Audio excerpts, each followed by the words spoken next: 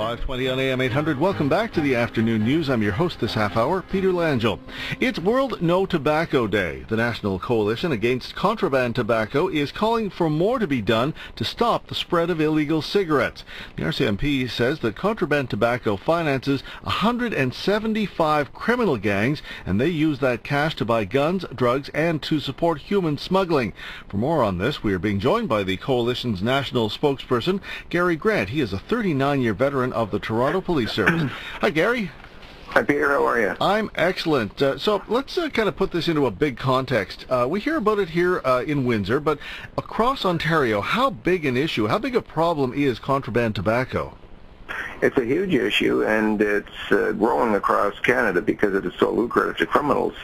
Across Ontario and Quebec right now are basically the epicenter of the whole issue, because most of the cigarettes, 90% of the cigarettes are manufactured on native land, either Kanawaki in Quebec or Akwesasne in Ontario, and Six Nations in Ontario, and from there they're brought off the reserves and transported across the provinces by those 175 organized criminal gangs, like you said, and they're sold across the provinces, and they're sold for pennies apiece across the province.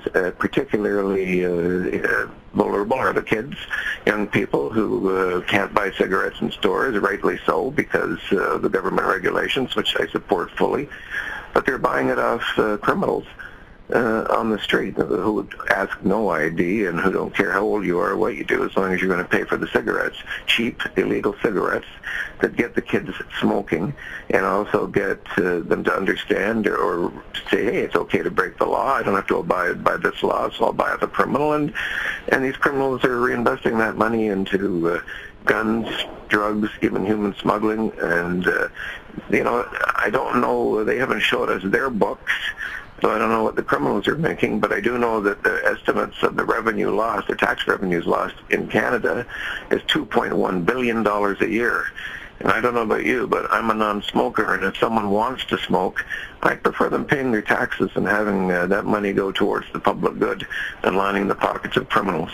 Yeah, you mentioned a couple of the First Nations reserves on the border closer to Quebec. Here in Windsor, we certainly hear about contraband and illegal tobacco on a regular basis. Is it more of an issue right at the border? Well, it is an issue at the border because of the opportunity to smuggle across, and the RCMP has estimated that there's 300 smoke shacks operating in the vicinity, and not the Windsor vicinity, but in Ontario and Quebec.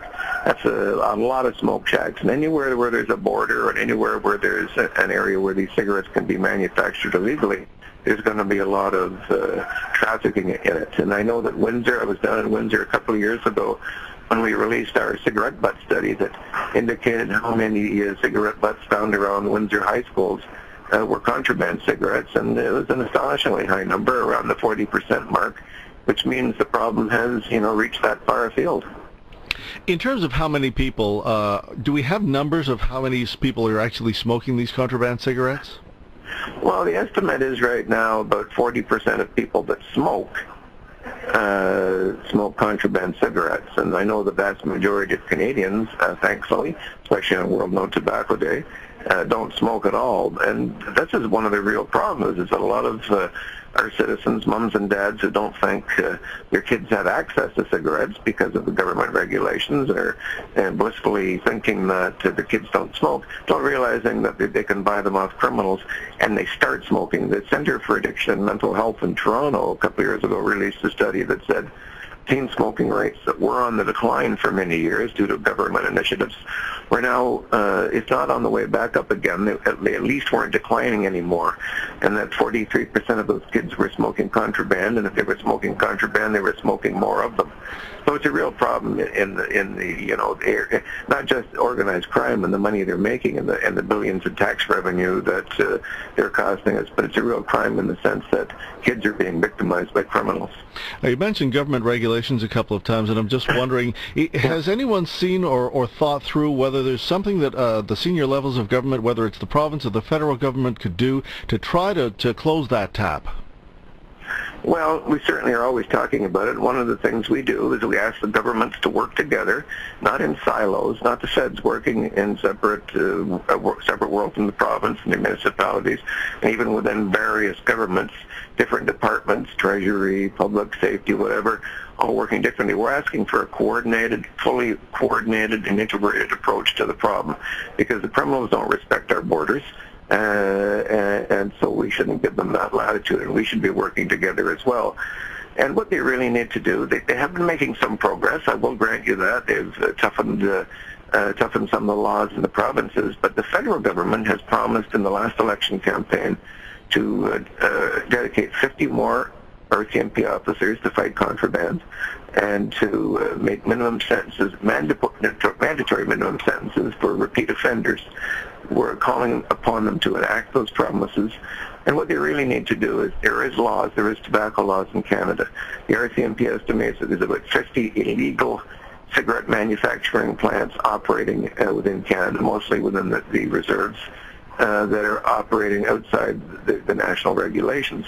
We're asking the government to inspect these manufacturing plants and enforce the law equally in Canada as they do everywhere else. Well, we wish you good luck, and thank you for joining us here on World No Tobacco Day. I know it's certainly an issue that the local health unit and the local RCMP have been working hard on, and we appreciate your taking some time to help us get this message out again. Well, I think everyone wants to eliminate tobacco, and if we don't start with the young people, if we don't cut off access of young people to getting cigarettes, we're going to lose the battle. So let's hopefully all the levels of government will listen and the public will support. Thank you for the opportunity. Well said. Good to talk to you this afternoon. All right, bye now. Bye-bye. That is Gary Grant. He is the National Spokesperson for the National Coalition Against Contraband Tobacco. Don't go away, still quite a bit to come here on the Afternoon News.